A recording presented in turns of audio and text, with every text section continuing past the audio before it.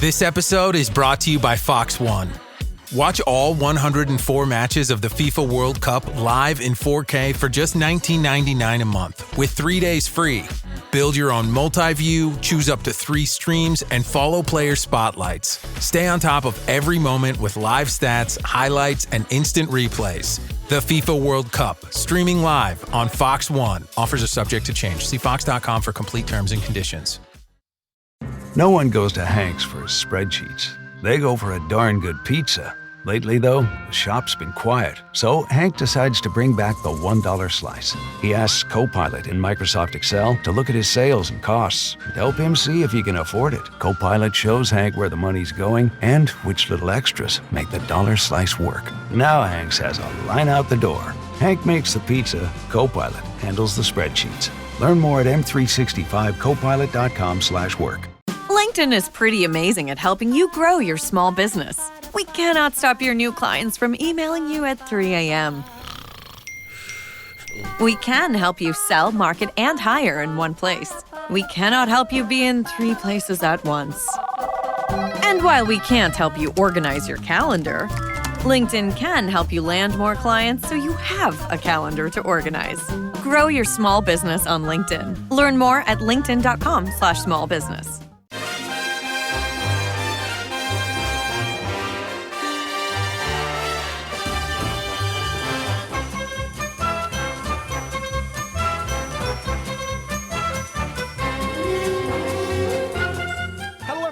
Welcome to Howie the Podcast. It's Gav, and today we have a very special episode of the pod.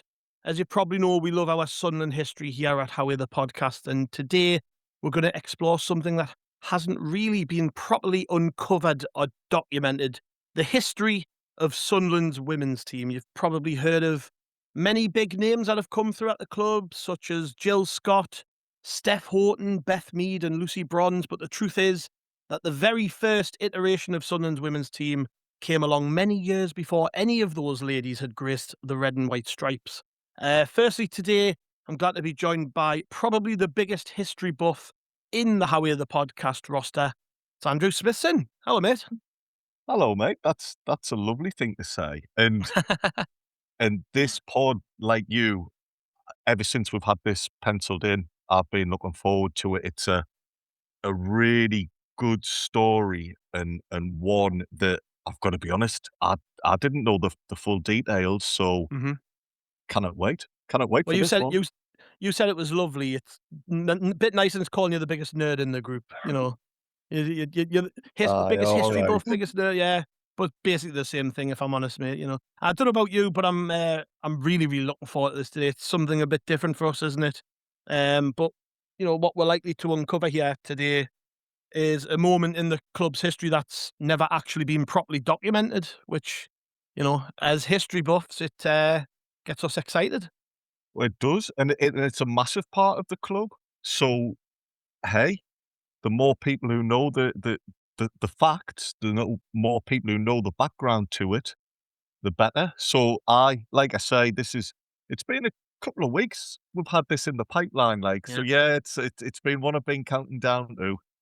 Yes, and secondly, today's very special guest is a person who was there right at the start of the club's journey when they first ventured into women's football. We're very pleased to be joined today by former Sunderland Ladies player Sue Cox. Hello, Sue.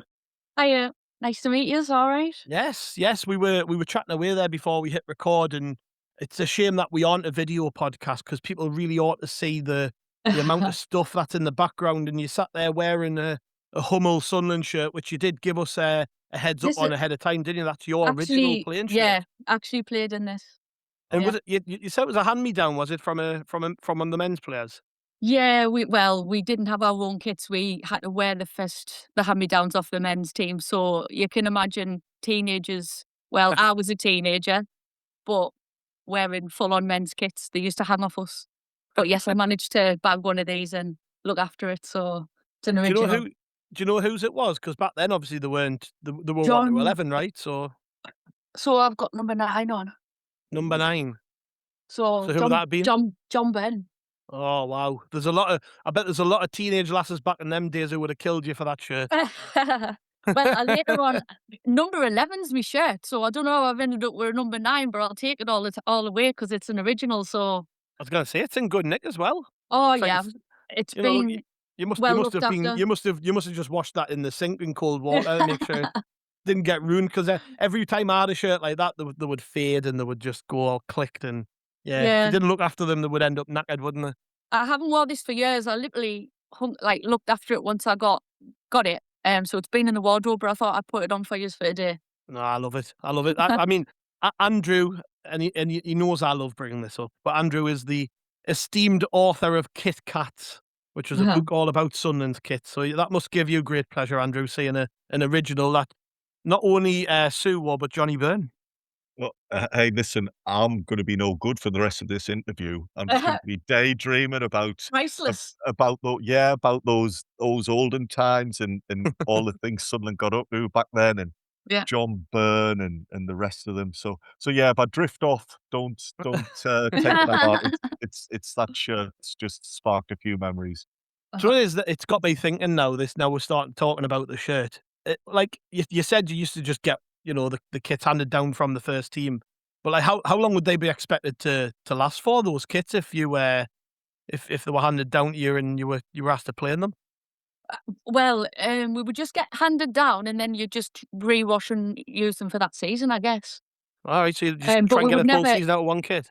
I don't know. I can't remember. I mean, you're going back, God, Because I was looking at some of the, 37 years. yeah, well, I was looking at some of the pictures that you sent, and there's Yeah. one where the full squad are on the pitch at Roker Park, and actually some of the players aren't wearing the same kits. Some of them are wearing ones with slightly different sponsors on and things like that. Oh, the So, full-on shell suits. Full-on shell suits. We had no tracksuits until, oh, can you remember? I remember a picture of us in the Hummel tracksuit, but you're talking about coming out of Hummel, like the end bit. I'm trying to think being what sort of season. 92 it'll have been probably, Andrew. Would that be right? I When think we went had the kit deal ended Hummel with Hummel, till '94. It 94. will have been more 94, I would say, Yeah, Yeah, because yeah. at the beginning we had shell suits. There's another picture at Roker Park, and we just had our own clothes on when we come back from the France tournament. So right. there was no structure like that. No way. You just got a handy down kit, and that was it. That was the And highlight, to be fair, because you didn't get no else. No changing rooms. The changing rooms was the car. You had to pee behind the bunker because it was Clevedon where we played. yeah, yeah. So it was just an open field with that concrete bunker. So Was then it with the your own? They've come facilities. back in fashion now, haven't they? As Well, well, they've just brought all the shell suits back out.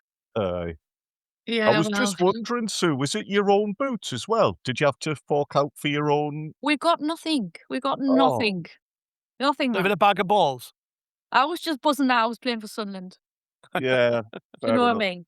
We Fair were No, enough. just that's happy it. to play for football because at the start, like when I was young growing up, I wasn't allowed to play well, I don't know if many people know, but in the women's football was banned for 50 years. Yeah, So obviously pre-war, 1920s, there was like 50, 60, 70,000 people going to watch women play football. Then obviously it got banned. So then what you're talking about when I started, I was born in 76. The ban had only been lifted in 71. So when I was at school, it was like, girls can't play football. Girls aren't allowed to play football. hmm But I was like, well, I want to. And like, I was just born playing football. I can't remember a time where I didn't have a ball at my feet. So playing football with the lads in the schoolyard. If I wasn't, I'd be at home playing football on the grass with my dad or over the wall. Funny, right? Over the back wall is this community centre. And I used to play just with myself on the ball, hitting it off the wall, different distances, different techniques. And now they've brought this board out. Have you seen it? The board that they've brought out for the yes, kids. And I was like, yeah. I was saying that back in the 80s, do you know what I mean? Free of charge. But no wonder it does help your technique. Obviously Yeah. at the time I didn't realise. But going back to like I wasn't allowed to play. So then I had to fight to play. I could play in friendlies at school, but league and cup games I wasn't allowed. Do you know what I mean? Mm. Then there was a neighbourhood football in Seaham, and the lads were like, "Oh, you need to play for us. You need to play for us." Went down. They were like, "Girls can't play football. You're not allowed to play football." So that was another battle I had. I was like, the lads were like, "Just watch her play. Watch her play." As soon as I seen us play, it was like, they're my biggest fans. Yeah, Aye. she can play. She can play on the team. But it was because it wasn't long since the ban had been lifted. It was all just Yeah. kept pushing and pushing and pushing. I had to keep pushing. And I think Yeah. that's where I got me desire and me fire in my belly from, because I wouldn't take no for an answer. And I loved the game that much. I just kept pushing. Yeah. Was Did you- it adult? Sorry, Gav. You're all right, Was mate. it adults? Was it adults that were always saying no? Did you find Oh yeah, lads your definitely, age had because no issue with it? lads no age had no issue with us, because like, well, They're the I same as played, you. They just want to yeah, play foot. there was no sort of when you're young, you've got no, when you get older and people tell you different things and that, and you know what I mean? Like, even today, you can tell the people who's been drummed into still that women can't play football and that. But when you're young, to me, you see with fresh eyes. So if you can see someone playing football, doesn't matter if you're a boy or a girl, if you're talented, if you're good, you play football. That's the way I felt like the lads felt, because I didn't get no grief off the lads. The lads loved playing football. None of them had any issues with us playing football. They actually helped us to break the barriers down. Aye. It's interesting that, because that's what I was gonna basically ask. Like, did you feel like you had to win people's respect as a kid? Like, was it Oh, a case of you just went in there and skinned a few of them? They were like, "Oh yeah, she's good that's at." all I had to do. Aye. Honestly, that's all I had to do. If there was some going, it's because I hadn't seen us play. So Aye. obviously there will be some going, what's she doing? And then after I took the piss a couple of times, they'll be like, all right, okay. Do you know what I mean? But yeah, I had to just keep proving myself and keep pushing. And I knew I had a talent and I loved it. And I thought, why should I not be allowed to do something that I love to do? Do you know what I mean? Wasn't hurting Yeah. anybody. So when you Um, when you started out, then I guess you've said there, you had to fight to get onto teams and stuff. So what sort of age would you have been playing like in a team? And I presume it was with boys as well. well, It would in have a been the team, boys it was the team. school. So the school team would have been from 8, 9, 10. Mm-hmm. And then this neighbourhood football, when I finally got on there, it was from, I played a couple of seasons, because then it stopped when you went into senior school. So I think I must have played for them maybe 8, 9 and 10 or something like that as well. Because Yeah. obviously, it must have been about 8, 9, 10. I had a couple of seasons with them, and because I remember the first presentation night was done by Terry Fennick. And then the other one, can you remember Terry Fennick? He's a Seaham lad. He played for England. Was it QPR as well? Yeah, I think it was QPR. Uh-huh. And he played for England. Aye. And then aye. obviously Jimmy Montgomery. No more words need to be said about him. But and I've got a picture of him, me and him, and I must be about 9-year-old. And class. Yeah. And Good memories. were you a small 9-year-old as well compared to Uh, that? well, not not really. I mean, they were all different sizes. So Yeah. I wasn't too small, but it definitely helped us when we play, because I had to be strong, because I was Yeah. playing against the lads. So for instance, netball. I couldn't play netball. I could play, but I kept getting up for fouls all the time, because I was that used to getting rough, and so I just not send them flying. Do you know what I mean? So the lads definitely set us a thing, because I was like, "There's no way you're getting better than me." So it definitely helped with my strength and my stamina and everything. Yeah. I got stuck in. Help you to be tough. Yes, and which helped as well, because when we moved on to when I was playing, I first played for Sunderland when I was 12, and I'm playing against women. So Yeah. the progress of me playing with the lads as it went up definitely helped for when I Yeah. actually got onto the team. I guess then after that point, then it must have been a pretty rapid step into playing against women, because it's not like now where the system now is fantastic, especially in It is. Sunderland. Yeah. You've got the it's the regional talent centre, isn't it, which Sunderland have now, which is it's the centre of excellence basically for young girls players, Yeah. and it bridges that gap into the senior setup, I guess. And then you're seeing it now. There's players in the women's team now at Sunderland who are, if they're good enough at 16, 17, 18, they're in the first team. Yeah. But that wasn't there when you were that age, right? I mean, there wasn't No. even a women's team for Sunderland. No. And you were there right at the very start of that, weren't you? You were there Yeah. sort of when the bricks and mortar was out, and it was a Yes. case of, we are starting a team here. Do you want to be a part of it? I mean, how did that all come about? So after I'd left the neighbourhood, because went into seniors, I had to look for something else. And Mhm.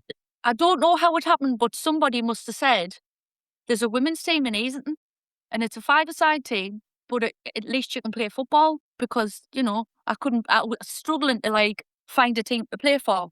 So I went through, and it was Easington Youth Centre, and there were some cracking players. So we had two teams, and played in loads of tournaments, played at the what was it, Northumbria Centre. We used to play in the league on a Wednesday night.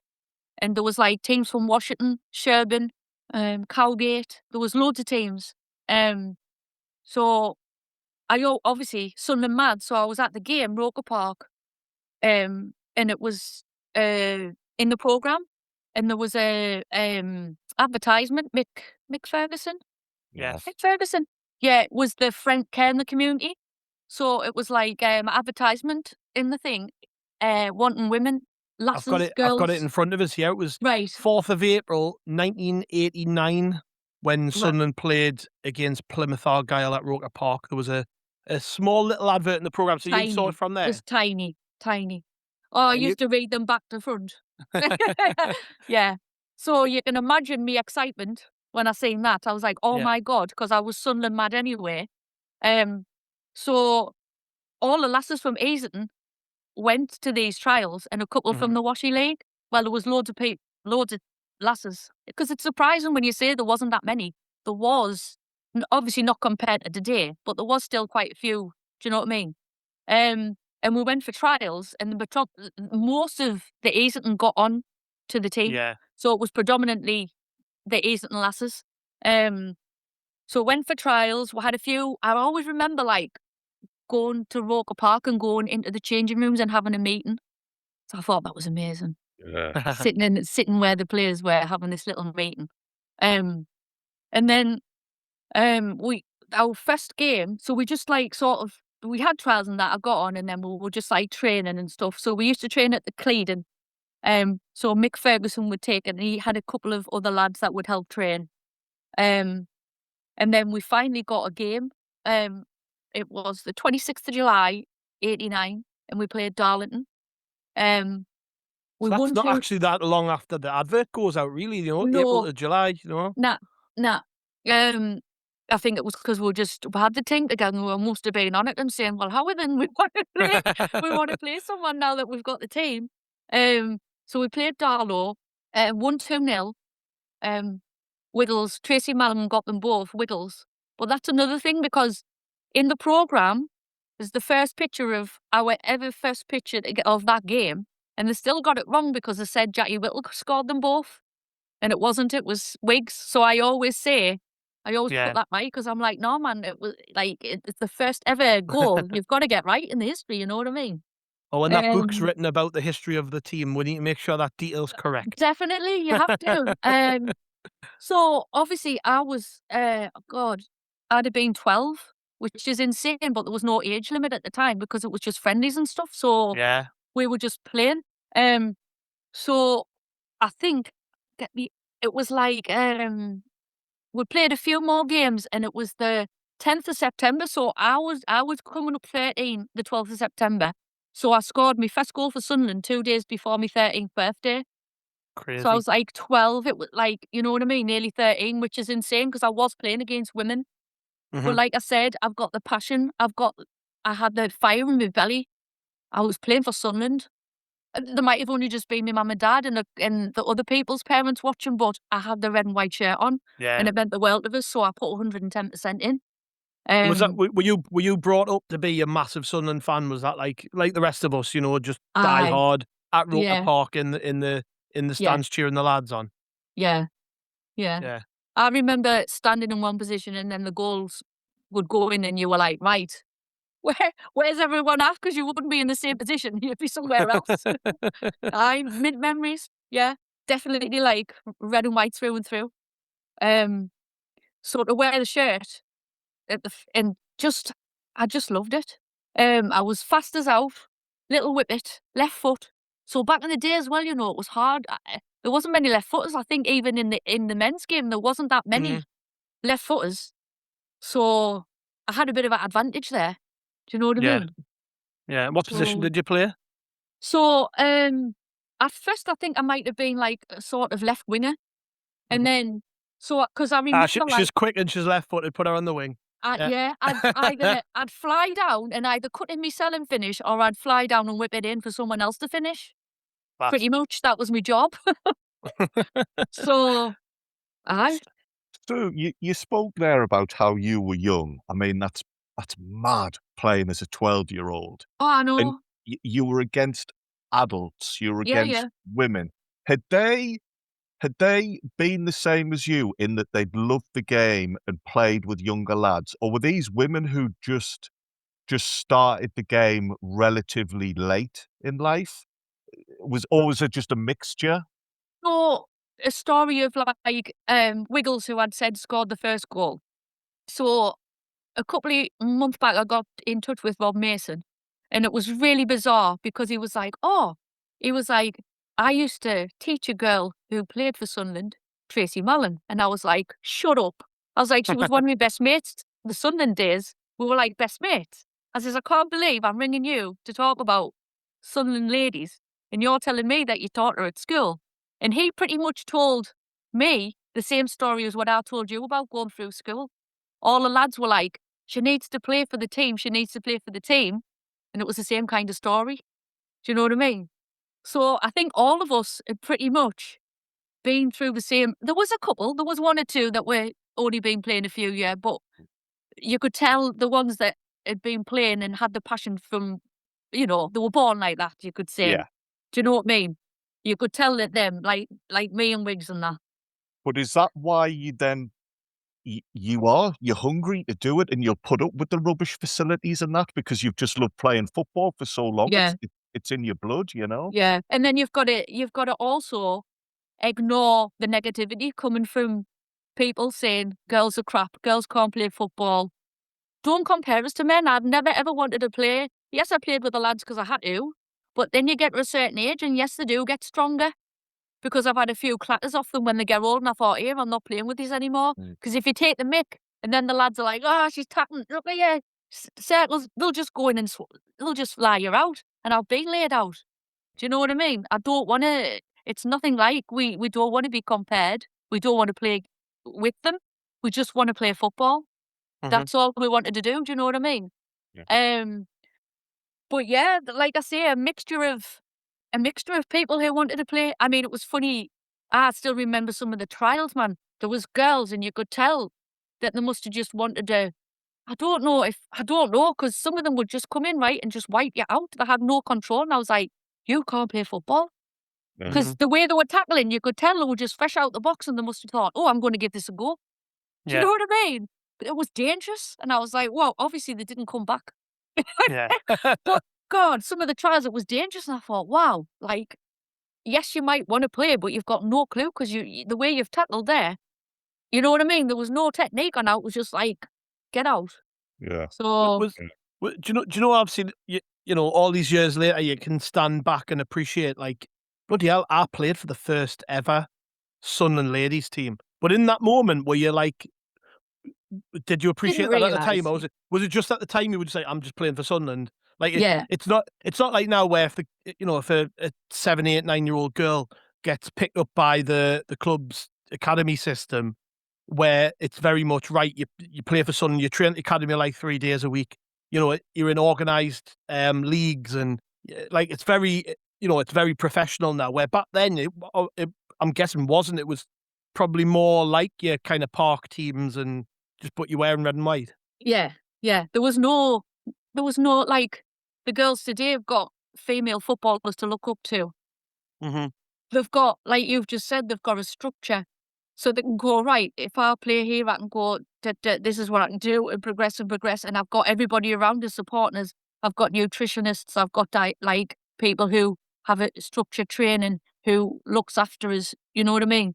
Yeah. Who gives us kit that fits us.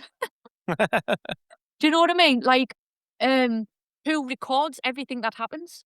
Yeah, If I didn't write all these fixtures and results down, nobody else has. Well, But yeah, as a bet, that's what I was gonna ask you next, actually, because you and people won't know this, but you've kept records of everything, haven't you? yeah, pretty much a good 6, 7 year, and then I moved out. Like, because I was Right. still obviously living with me mum and dad, but then I got to the age where I left home, and then that structure left because I was doing whatever and playing football. Yeah. Whereas if you're living at home, you get in, don't you? And well, I was getting in, writing everything down, keeping so I've got a good um six half of my career, 6, 7 year. I've got it documented down. Yeah, who we played, who scored, what date it was, what leagues we were in. You I've you got. can't you can't put a price on that, Sue. Those books that you've shown us Mhm, are amazing. mhm, They're brilliant, and it's such a good thing that you've got that information. mhm. Uh, we talk about the history of the club. You've got absolute gold dust on your hands there, man. It's Well, what I've had to brilliant. do, I've had to rewrite it because I've been like showing people and stuff and taking them out, and I don't want to get them worn, if you know what I mean. Because Mhm. they've been pristine and I can see they're getting a bit. So I've Yeah. wrote them all in another thing, and then I'll just take that thing with us and keep my books safe in me cabinet. Yeah. So And do you think anybody at the club would have been noting that kind of stuff as well? Like, so I did speak to. Do you know Jen O'Neill? You'll know Jen yes, O'Neill. yes, So Jen O'Neill, yes. her dad used to sort of um when we did finally get a minibus, he would drive the minibus and he would be like, is it the club secretary or something like that? Right, okay. He would have everything wrote down and results and stuff. But then I'd ask Jen and she was like, oh, we chucked them all because we didn't think this would. You don't think at the time. No, you wouldn't, So would I you? think he'd had a No. clear out and just getting rid of it all. Because even I was like, because obviously from 96, I've got bits of video things of us winning promotion in 99. But apart from that, from 96 to 2001, I haven't really got any fixtures or anything. Do you Mm. know what I mean? I've only got the fixtures from 89 to 96. And that was just about the birth of the internet, really, around the time in 96, 97. So, Uh-huh. you know, I it would be interesting, I wonder if there was somebody who was just messing around with the internet and had It would kept a be track good. of these things, but it It would be would be good. good to, yeah, it would be good to find out because I don't even know if I had another book and I've lost it in moving houses and everything else because I've got a number of goals in my head. So I must have that number, you know what I mean? I mean, obviously I've Yeah. got loads documented down, but then I've got this end figure in my head. So I must Which have is been a counting which and is counting. if I'm right, is 320 goals, is that right? 323 is the me total. 323. But when I'm talking, I just say I've scored over 300 Right. because I, at the end of how many have I got documented down? I think I've wrote down. So actual goals documented down. My memories. I want to see how many I've got documented down. But yeah, 323 just sticks in my head. Um, but I've got 234 documented down, and that's just from like 89 to 96. Right. I mean, so that then makes you the club's best ever goal scorer, Yeah. right?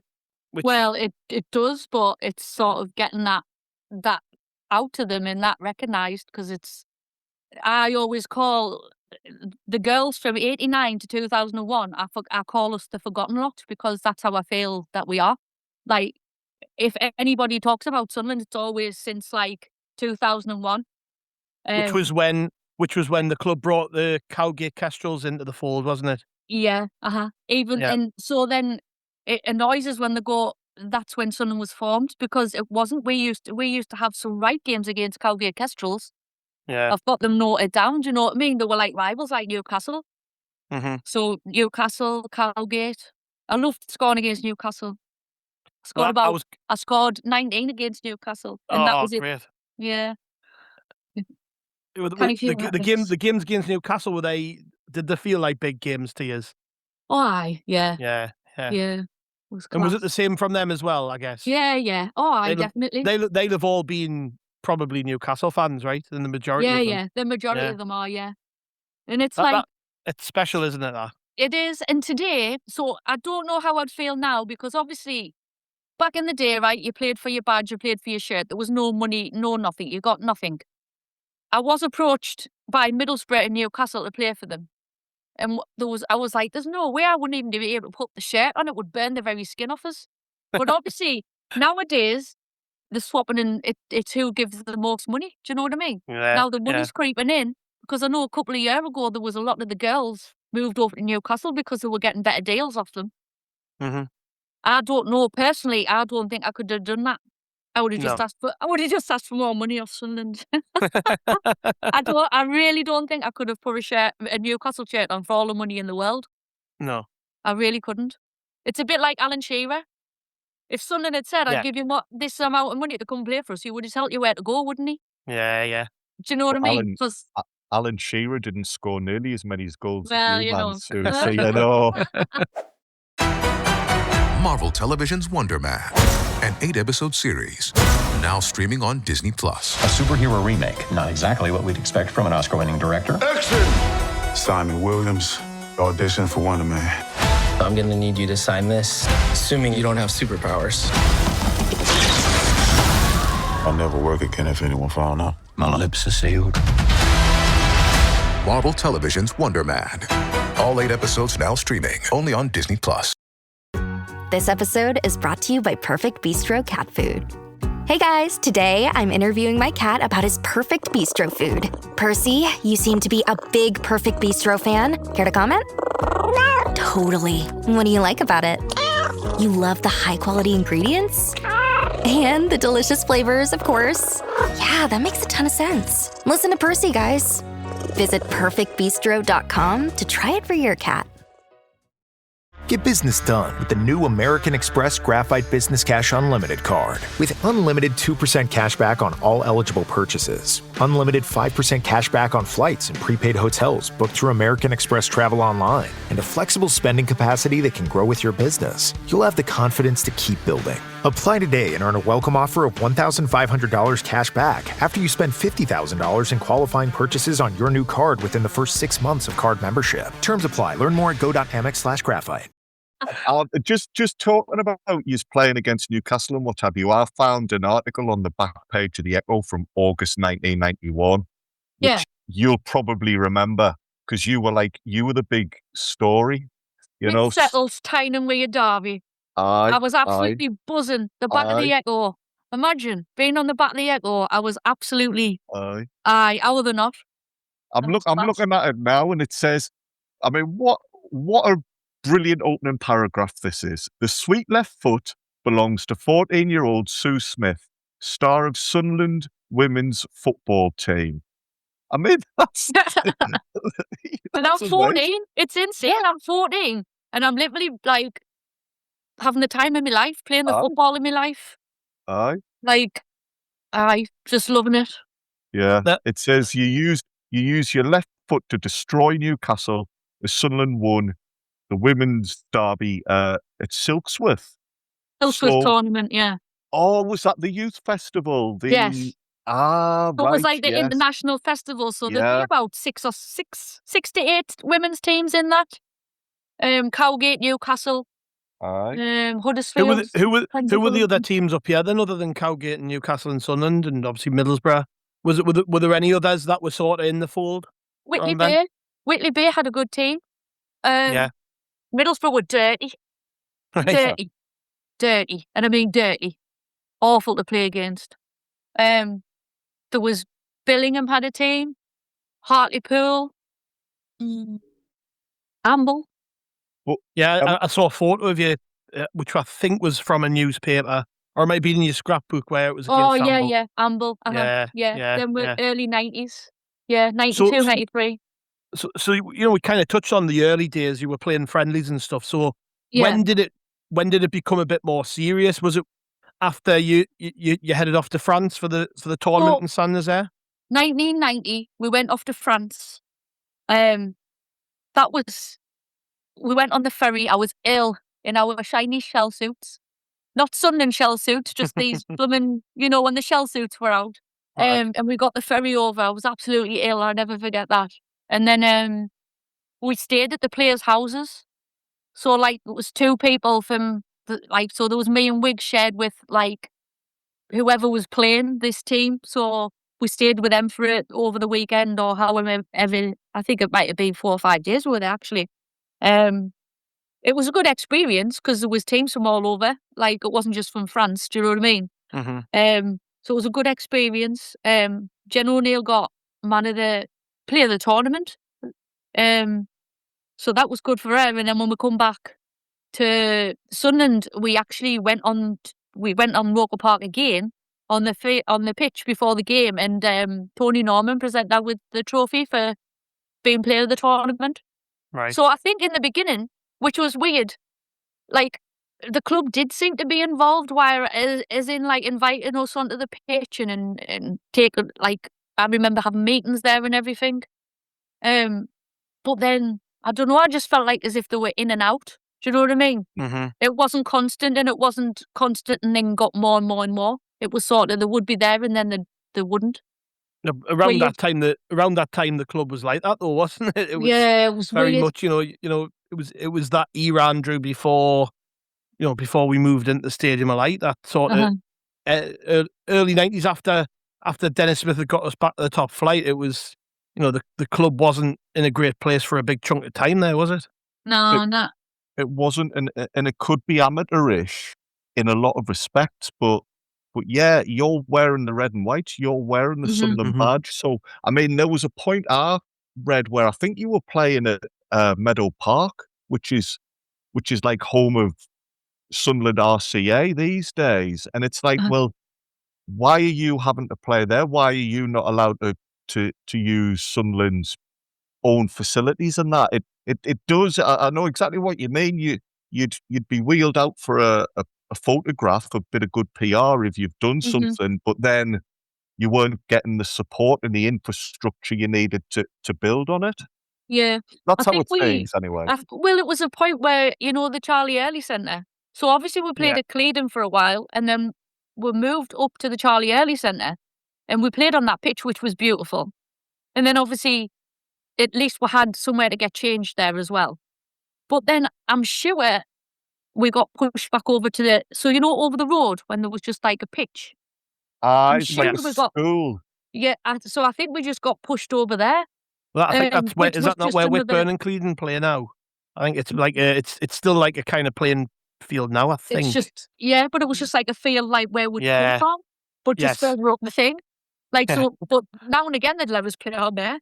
But the whole thing about, so they'd say, you can play on Roker Park at half time. I'd be like, all right, but you can't wear your boots because you'll damage the pitch. So can you imagine trying to play football and run about with your trainers on? You'd be slipping all over.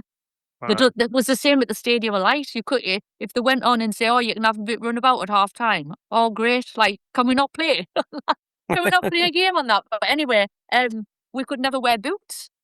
And I was like, well, it's like, you're giving us it in one hand to sort of show a little bit of what we can do, but then you're taking it away because you're not having us with boots on. So we're slipping and sliding and we're not being able to play properly because it's like, you know what I mean? Yeah. Not being ungrateful, but it was like sort of giving you it in one hand and taking you away with the other. So obviously these days you've got the WSL, the WSL2, the Women's National League, and goes on and on and on. There's a full league structure now, which obviously Sunderland are part of the WSL2. But them days, what was it like? Like, so once you moved into a league, was it regional? Was it national? Was it north and south?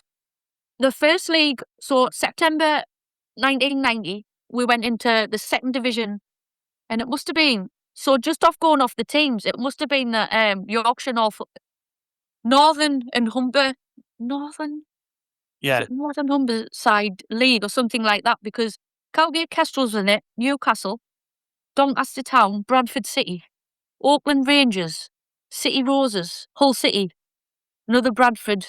So to me, so it was like going as far as Hull, which wasn't bad really. Yeah, so North Yorkshire and Hull really, isn't it? Yeah. North Yorkshire and Humberside League. There you go. There you go. So that's what it'll be. And then as I'm going 91, 92, we're in that league again. So I know we did come runners up a few times, and then we actually won it. So what year would that have been? So that would be the first ever league title win for Sunderland Ladies team. When we won, so we were runners up in 92, 91, 92, 93, 94 we were runners up.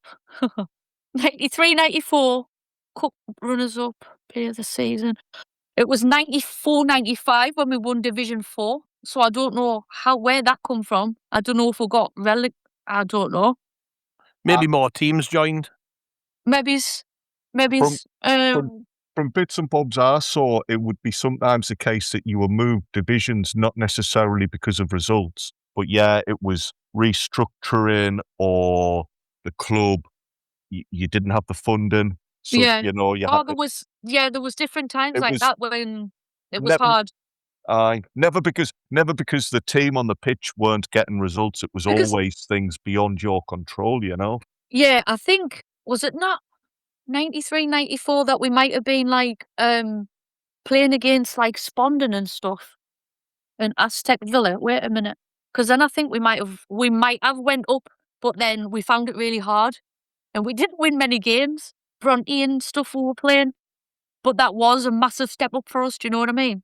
So then I think we must have done that and failed miserably, and then we've come back down to sort of gone into Division 4, but we won the Division 4. Because that year we won loads of stuff. Division 4 champions, Cup and League Shields. We won that. We went down to Leicester and won a tournament there. Gary Lineker gave us the trophy. Well, at that time, Gary Lineker was like the main man, wasn't he? So with me being like a goal scorer and him, was class that. That 94-95 season that you just mentioned where you won Division 4, is that the one where you scored 70 goals in one season? Yeah. Including the friendlies, it was 75, but in Cup and League and that was 70. But who's counting there? What's 5 goals there? So obviously I got club's top goal scorer that year, and then I had to go down to Leeds as well and pick the league top goal scorer up. I won that again the following season as well, and then the season after that, I was going for my hat-trick, and I was like, me and this girl from Cowgate were like, I think she had 1 goal more than me or something. But we were playing this team that I know we were going to hammer because I think we beat them 8 or 9-0 when we played them at home. Yeah. So the lasses were like, right, you've got this in the bag. We'll get, you'll definitely get more. We'll make sure that we'll give you the ball, and the blooming cancelled it, didn't they? So they cancelled the game and give us the points. So scorer got the blooming top goal scorer award. I was absolutely devoted because I was like, I could have had it 3 years in a row. I was like, you can't just cancel the game, man. I've got a trophy to win. No, that'll played on your mind for ages, I bet. Well, that's why I'm saying it now with things like that. I'm not being ungrateful or out, but things like that, when you're hungry for it, it sticks in the head like. So, as time shifts on, then I presume there's a little bit more structure and there's a little bit more going on with women's football, and that's then enabling Sunderland to become a little bit more involved. But was there ever you said you were chased by Middlesbrough, you were chased by Newcastle to go and play for them. Mm-hmm. But sort of nationally, was there ever sort of like scouts coming to games, like England scouts or from other teams, or was it not that organised at that point? They had a regional squad. Yeah. So I played for I made the regional squad, and we played up in Scotland, so we had a few games like doing that. Yeah. But it was just like, even the men's game, it was as if there was like a line drawn across. Anything above Leeds, you weren't even looked at. Yeah. Do you know what I mean? Like, even go as far as like further ahead, right? Looks to Scotty and Stefan that they had to move, so they had to move down, and then they got on to England, didn't they? And their career flourished from there, but they had to move away from Sunderland. In fact, pretty much everybody's had to move away from Sunderland. Not now, because there's more structure and everything and scouts and all that, but back in the day, you didn't really get a look at. I think there was one, I think Ted Copeland come up and done a regional training session with us and stuff. But it was more like the London teams and anything below Leeds didn't really get a look in. And we had some brilliant players like Newcastle, Cowgate, Middlesbrough, like you just think of the players that are coming through from the North East that play for England now. or Yeah. the last 10 years ago. You can reel them off. In fact, there was one England game, I think there was only 2 that wasn't from up here. Do you know what I mean? At one point. So for me, we've always had that caliber of players. It's just they didn't really get looked at then. Did you feel that you could have played at a higher standard? I don't know, because at that time, I didn't think about stuff like that.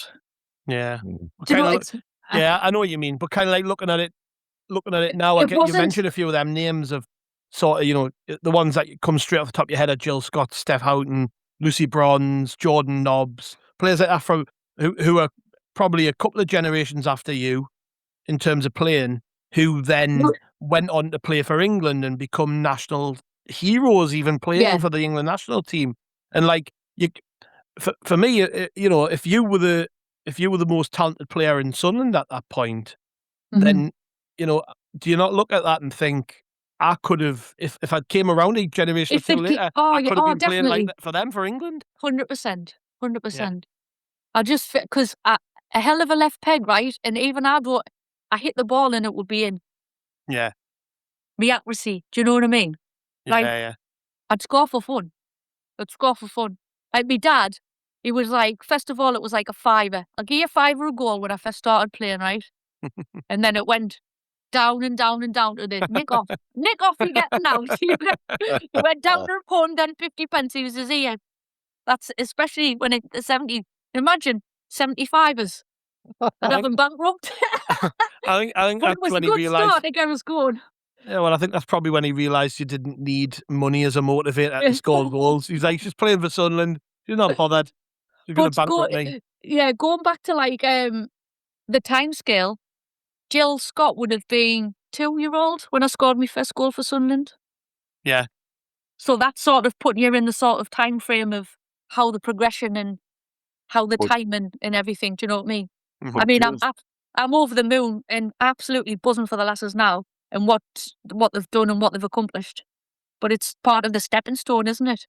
It's we started it, we pushed, and then the progression got to where 10 years after I'd started, 11, 12, then they start looking, there is talent in the Northeast. We'll look a bit, you know what I mean? Mm-hmm. And progressed. Jill Scott and everybody else don't achieve the things they did if you and your teammates hadn't done what you did before them. Because there wouldn't have been an environment for them to thrive in. Mm-hmm. So it is quite sobering when you say, they would have just been like young babies when you were making those first footsteps. But all the success has come on the back of what you and what we kept pushing for. Yeah. Which is an an amazing thing. I mean, I can only imagine you're dead proud of that. That's a brilliant thing to say you've been involved in. Yeah, definitely. And the fact of like us playing football and people then watching us and then going, you know what? I like football. If she can do it, then I'll do it. Do you know what I mean? And it was a sort of like a snowball effect. Yeah. Do you know what I mean? And you can tell from over the years, and now it's still on this massive roll down that hill, and it's getting bigger and bigger. I've started doing talks in schools as well with the young girls. And I've only done one, but I've got another 2 lined up. And I'm getting messages off the parents saying, my little girl wants to play football. Can you, they listen to you when you come to talk to them. They want to play. Can you like tell us where, what teams she can play for and all that? Mm-hmm. And that's just off one little talk. Do you know what I mean? They're only 5 and 6-year-old, bless them. But they haven't been talked about, yes, you can play football.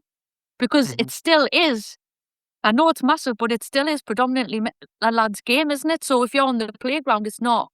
It is getting more, but unless them little girls, you can play football if you want, or why don't you go and have a go and see if you like it? If you don't like it, that's fair enough. But you might love it. Yeah, you know what I mean? It's the opportunity. It's the opportunity to find out. But that's why it's important that your history is remembered and it's accurate, because that then shows everybody this is important. We take it seriously. The early days of the women's team are something we now look back on and cherish and have pride about. Yeah. So I think you speaking out and saying, hey, listen, let's remember some of these things. Let's look at my records. I think that's important to all of this. I think Yeah. it's huge. Well, because it has been like very down for a lot of years. And it's only been, I'd say, since the women won the Euros that it's got this massive effect that more women are playing football and being more accepted and stuff. Because I just sat on it for years and I just thought, yes, I played for and I just put it down there with the people who knew us at the time and the people who played with us know how good I was. And that was good enough for me because I just felt that I was just knocking on and not getting no answers. Do you know what I mean? So I just sort of left it. And I lost my mum in October and I've been clearing the house out and I come across all my trophies and I come across all these things and it's as if she's looking down going, Iya, what are you doing? Why are you keeping quiet about all this? Do you know what I mean? Because since then, everything started to sort of, I've got the trophy cabinet up, I've gotten my books out, I've said, right, yeah, I'm going to do something about it. I've started to talk to people and do interviews and, you know, even I'm a barber and I'm telling some of the lads and they're like, how come you've never told me this before? I'm getting my hair cut off a legend and I'm like, shut up, man. You know what I mean? I'm spreading the word so then them again, yeah, and they're telling people, you know, but I've just kept it quiet for that long and I've just needed this push. So it's just the right time. I think you found as well some videos recently. Yes. So, you know how you said earlier, you said the people who saw you knew how good you were. Yeah. But I've seen those video clips and hopefully more and more people over time and people come to these talks and that, they'll see this footage and they'll go, bloody hell, good player there, like. Yeah, I just had a good, the accuracy was just bang on. If I wanted to go in that top bins it had gone there or bottom corner. I was even showing the grandparents this morning when I was waiting to take them into school because we were early and they were like, God, shut that there. Oh, top bins that there. And I was howling. I was like, yes, son, that's me. Bless Brilliant. And do you know what it is? Do you know what it is though? Like we're talking about this and like, obviously, I think you've got an appetite to not just for yourself, but for the team you played for. Oh, for the team, yeah. For all of them, they definitely do.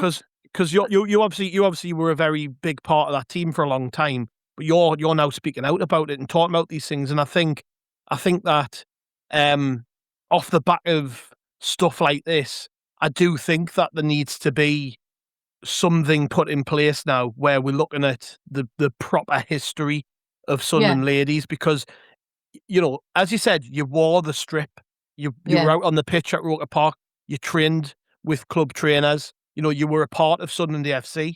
Yeah. So it's not about Sunderland AFC men and women. It's the club. It's a badge. It's a big, for me, it's a big black hole in the history of the club that needs to be filled, essentially. Yeah. And I think that's now, you know, you said you spoke to Rob Mason, who's the club historian. So how did that go? Yeah, it went really well. And he was like amazed as well at what I had and all this information and how he'd never seen it before. And he did say that he was going to like take it to the club and speak to them about it, but I haven't really heard anything back since. So I don't know if he's been yet or I don't know, but we had a really good chat and he was impressed and it was positive. It was very positive, but it's just, when you mentioned the black hole, I think that's why I just buried it because it was painful that we were just forgotten about. Do you know what I mean? Like I say, like that time a few years back on when there was a whole thing about the history of the women's game, Sunderland, and it started in 2001. And I was like, I played for 12 years. So who did I play for? What was all that? Like, and it just, you know, and I was like, who's getting this information? Because they mustn't have dug very deep. Yeah. Do you know what I mean? So now, but I mean, God, I wouldn't have been able to score all them goals without the girls I played with. We had a brilliant team, brilliant bunch of lasses, and very talented.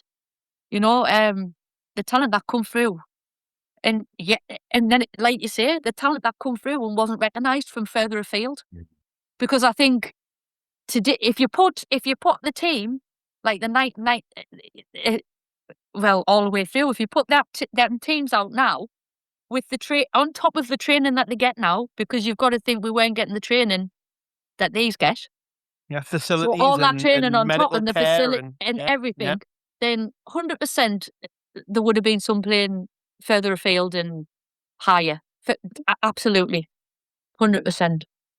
So, I guess we've touched on this a couple of times, but your team, you paved the way for Jill Scott, for Steph Houghton, for Beth Mead, for Lucy Bronze, Jordan Nobbs.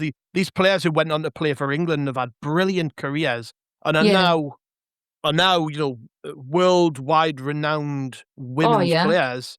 Your team, if that didn't exist, they might never have made it, because you look around and there are teams in the Premier League and in the Championship whose women's sides don't even play in the top two divisions. A lot of them are playing further down the leagues, and that's because they maybe didn't have that history where they had a team in the 90s and they had a team in the early 2000s. A lot of these clubs have just started out in the last sort of 10 years and are just putting focus on women's football now because obviously the game has grown.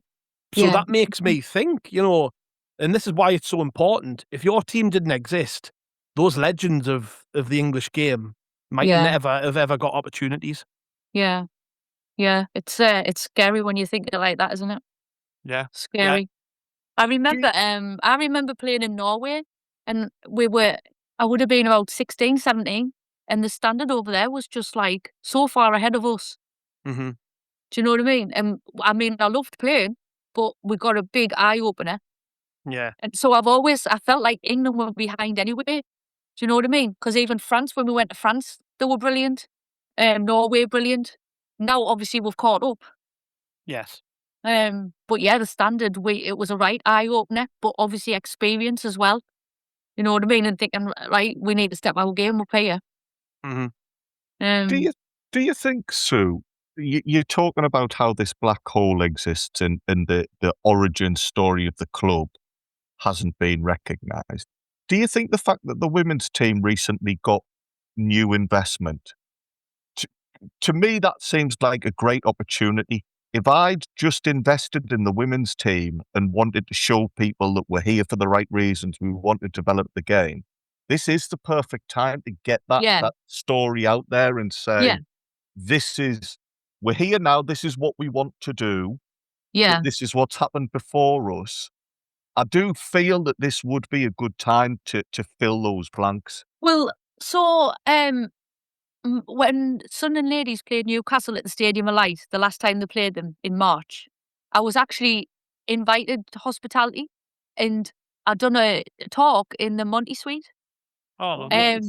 It wasn't very long. It was around 15 minutes, and there was 3 of us. And we'd done a talk, which was brilliant. And then I was invited back again for the Crystal Palace game. So I am starting to get invited. Oh, nice. To places as well. But obviously, really good. So Mel Ray is the Sunderland manager, and I used to play with her and against her back in the day.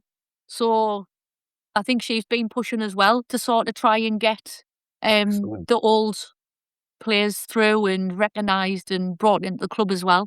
So yes, with this takeover, hopefully they do want to dig deep and say, well, where did this actually start? Yeah.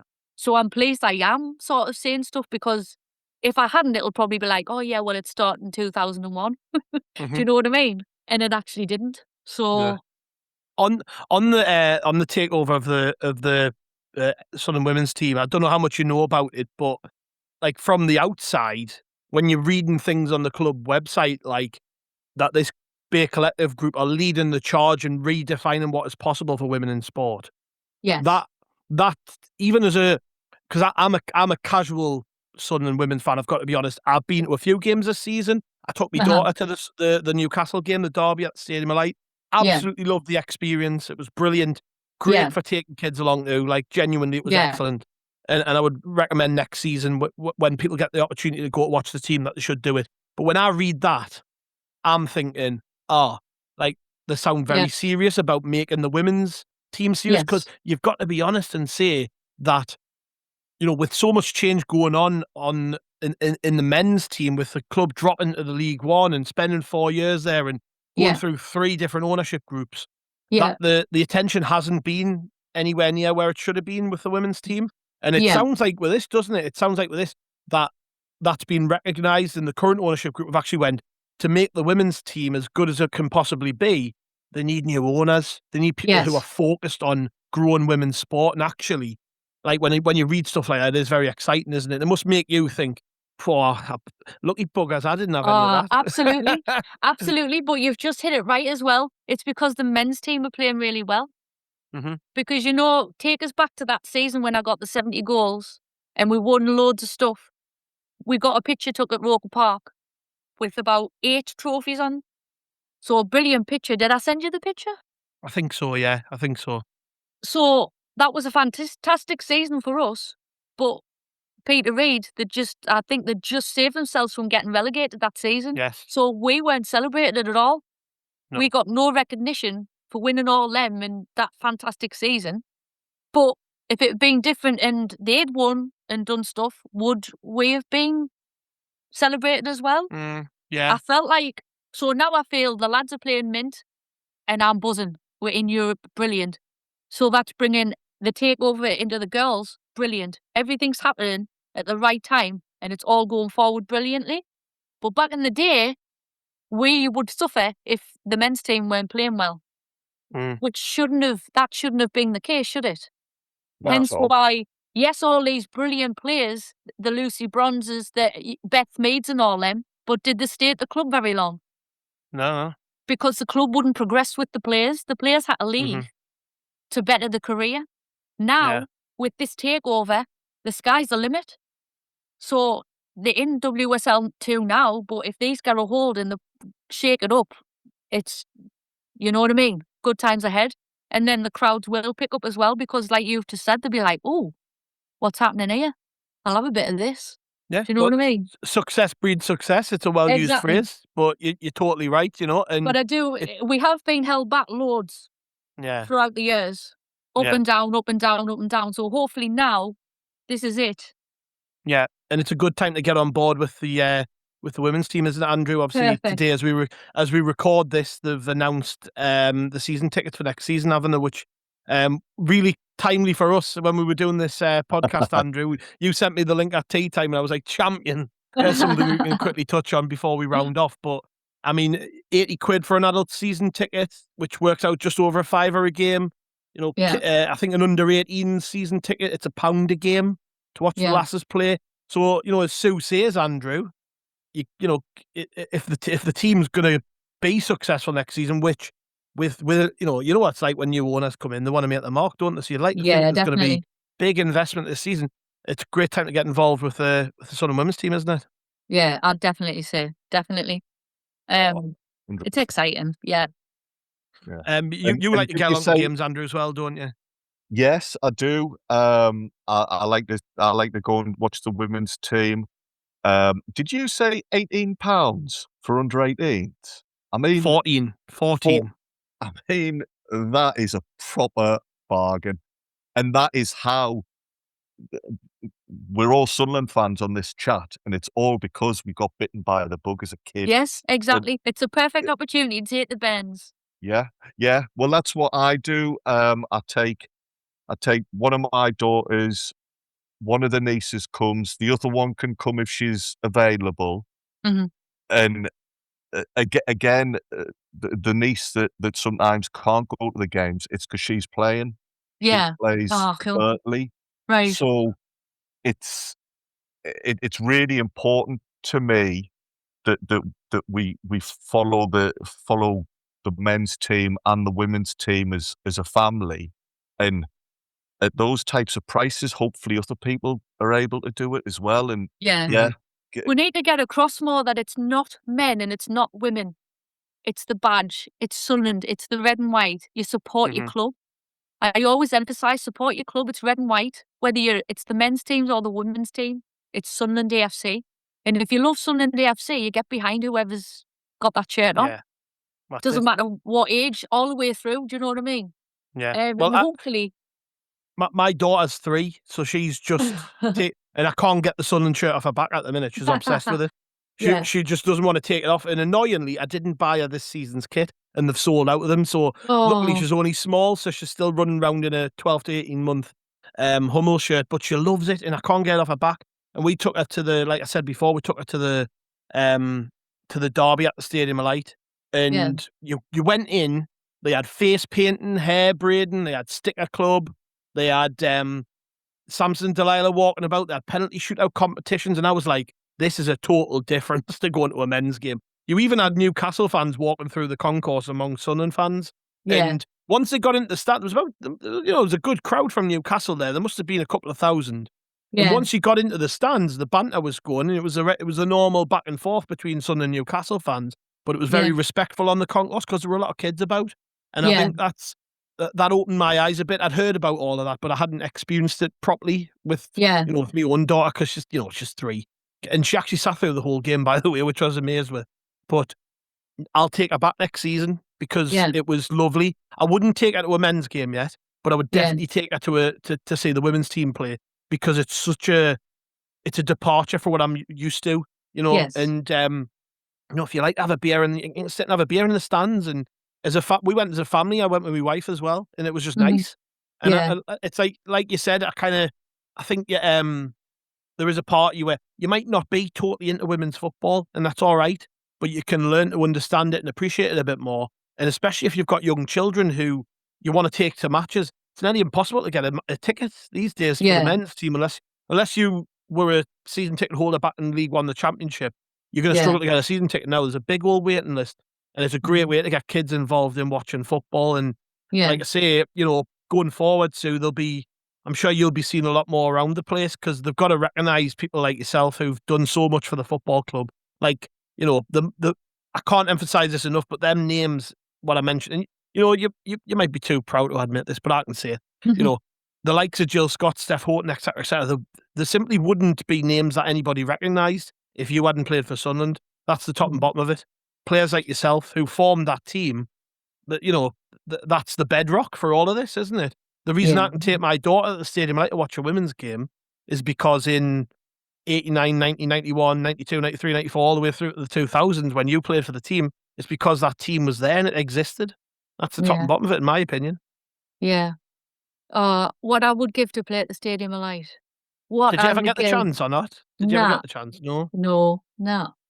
So only got on the pitch at half-time with a pair of trainers on, that was it? Aye, that was my highlight. They do the play on the pitch these days. We need to get you involved.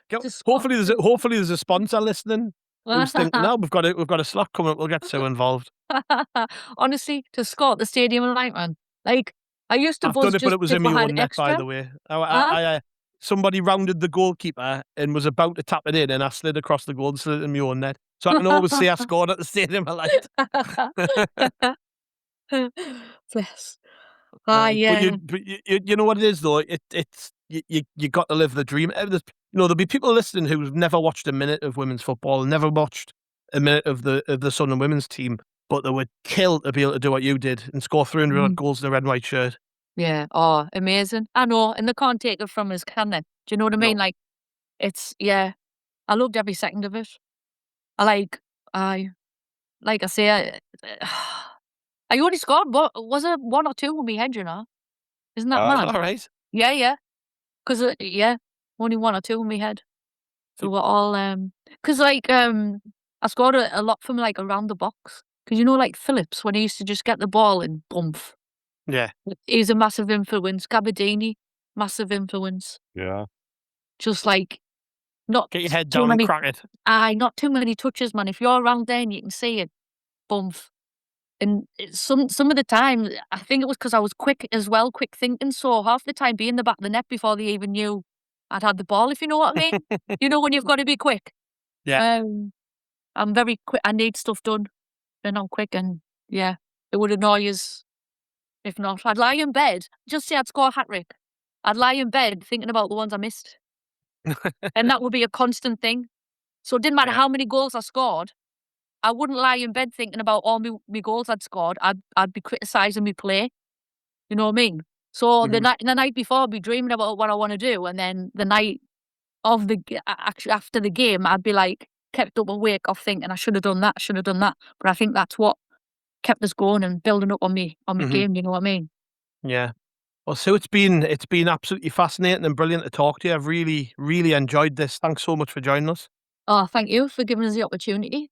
Absolutely. And I'm sure people will be in touch as well to talk more to you about this sort of thing, because it needs to be done. I'm putting the call out now. If anybody, well, I know people at the club listen, but we need to do more about this, and this needs to be the start of it. And there were a couple of pieces which actually helped me in the research for this conversation today, which were on our website, written by Rich Spate back in 2022, which you worked with him on, about the formation of the team and about your career, which I'll reshare. We'll put them out in the show notes to this podcast, because if anybody wants to learn a bit more about the formation and see some of those pictures that we've talked about and the notes that you've kept, they're in these articles, so we'll reshare them, make sure people get to see them. But no, honestly, brilliant. Thank you very much for talking to us today. It's been excellent. Thank you. Cheers. Yeah, and cheers, Andrew. I'm sure you love that as much as me. Definitely, genuinely, to talk to Sunderland's greatest goal scorer is a huge honour, and knowing a bit of the background fascinates me. I happen to know Rob really well, and independent of this, Rob mentioned that he'd spoken to you, and I know how thrilled he was with some of the information and the detail he got.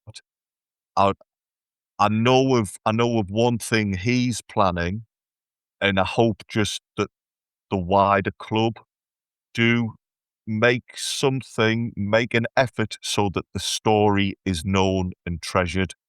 And I think everybody will enjoy that. Yeah, we'll do our best to make sure that happens. Absolutely, just some recognition and put in the history books. Because, like I say, you can't even Google, apart from the local report stuff on me. If you Google, because obviously it's Sue Cox, I'm married, but I was known as Sue Smith at the time when I played football. And we players would know us as Bud. That would be my nickname, Budder. But I was going to ask that actually. Why did they call you Budder then? Oh, mate, no, you didn't want to know. It's a long story, and it's a long story. No, it's not worth it. But that's my footballing name. So all the footballers at the time knew us as Bud, little Bud, Budder. But yeah, the story's not worth talking about. But the name stuck, because I still get called Bud now, and I've been called Bud since I was 12 or something. So, brilliant. But yeah. Nah. Well, thank you very much. So, we'll probably get you back on at some point. There's too much to talk about for us not to do this. I know, because I'm thinking I've got so much more to talk about, but, anytime. We'll be back, I'm sure. Thank you very much to the listeners. As I said, I'm going to make sure I stick the links to those articles in the show notes so you can read more about this. If we get a bit of a campaign going on this to get some recognition for Sue and the lasses who started out with Sunderland Ladies back in the day, then get behind it. Make sure you stick with us here at Howie the Podcast. We've got loads coming up over the summer. We're going absolutely nowhere. We're going to be here every single day to give you your Sunderland fix. And of course, there's the World Cup going on, and there'll be plenty to chat about off the back of that too. So head over to rokerreport.sbnation.com daily for your fan-written articles. We're at Roker Report on every social media channel, and we will catch you tomorrow. Thank you very much.